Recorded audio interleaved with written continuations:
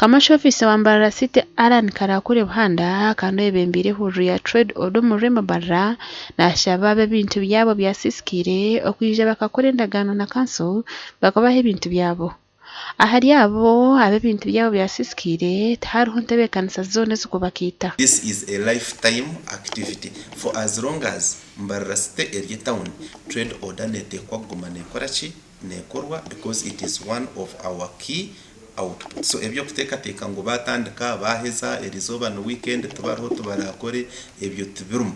It is a lifetime strategy eitwine kora ngo town yetu twagiteka umuryo. Nagira ngo kushenya nkugumizamo kandi ngo binentebekanisa okuko myanya takachirwe mu kiragereki. We looked at three things: educate, engage and enforce. Enforcement is the last option. We engaged these people. We engaged them in the beginning, but there are those who are insisting and they are calling for enforcement. Now, how am I going to enforce when I cannot touch? Umubafurirwe harimo abashobozi bembaho kandi ntebekanisa yo kubaboneraho kora nazigenda mu misho.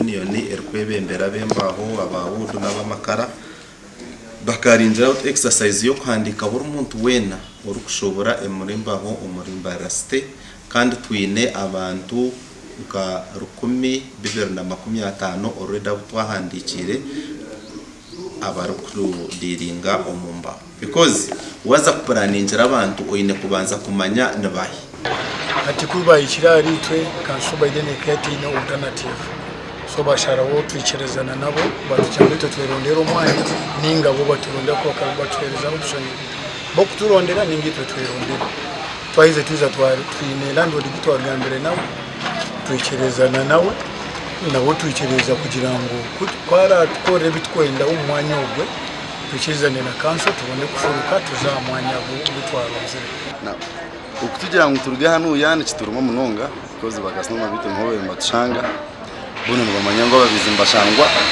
bitka bwana ningasema kana singa ukako kutugira ngo batutwara handi sigara turi kushasha buko baturi kumana handi baza kututwara boni inkai kandi turi kumanya baza kututwara bagasoma bite baza kutusangayo. Gashaka Fred turi yakira kabango.